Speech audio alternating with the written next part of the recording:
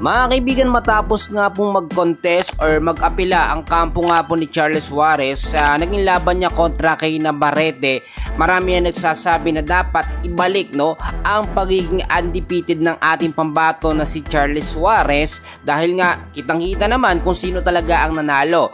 Napakaganda ng balita natin dahil good news mismo mga kaibigan, eto nga po si Chavit Singson ay tumulong dito nga po sa contest na ginawa o apila na ginawa nitong si Charles Suarez para mabaliktad yung sitwasyon at mabawi yung undefeated record nga po at mga titulo na dapat nga po mapupunta dito kay Charles Suarez. Mga kaibigan, meron tayong update na nakuha.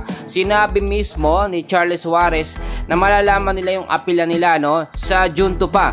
So ilang araw pa simula ngayon. Pero meron na tayong mga nakikitang pag-asa ngayon na malaki yung chance talaga na maaprubahan yung contest nila patungkol nga po sa naging laban, which is pinahinto at hindi talaga headbutt yung nangyari bagkos solid punch talaga yung tumama dito nga po kay Navarrete. Hanggang ngayon kasi mga kaibigan, talagang mahirap tanggapin.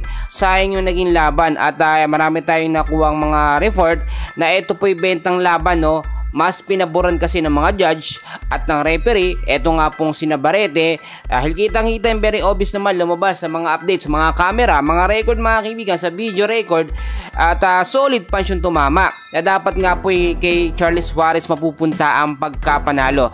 At kapag ka napatunayan mga kaibigan na ito nga pong naging laban kay Navarrete ni Charles Suarez ay dinaya si kababayan natin si Suarez, ay posibleng masuspende hindi lamang po mga kaibigan yung mga referee o yung referee na siyang nagbigay o nagpahinto ng laban, bagkus posible din mag penalty o makakasuhan po yung mga judge na nagbigay ng panalo dito nga po kay Navarrete. Sa part naman ni Navarrete mga kaibigan, alam nyo, lumaban naman talaga siya sa ating pambato.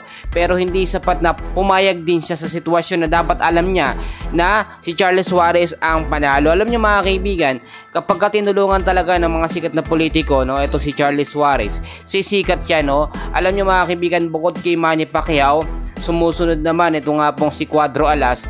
Pangatlo mga kaibigan sa sinusuportahan ng mga Pilipino, etong si Charles Suarez. So hindi naman siya ganun kasikat, pero dahil nga po sa pagiging undefeated record niya, marami ngayon nagbibigay ng tulong at suporta. Abangan natin mga kaibigan dahil nga po mismo sinabi ni Charles Suarez, June 2 pa malalaman yung contest nila o yung apila nila patungkol nga po doon. Pero claiming tayo na maganda at approve po mga kaibigan yung naging contest o apila nila sa World Boxing Organization. Kasi syempre alam nyo mga kaibigan, dyan talaga nanggagaling yung mga update at wala talagang dapat maghihindayan kasi apektado lahat ng mga boksingero, lalo na mga Filipino boxer natin. Yan muna ang update ko sa inyo. Please huwag nyo kakalimutan na mag-like and subscribe. Maraming salamat po.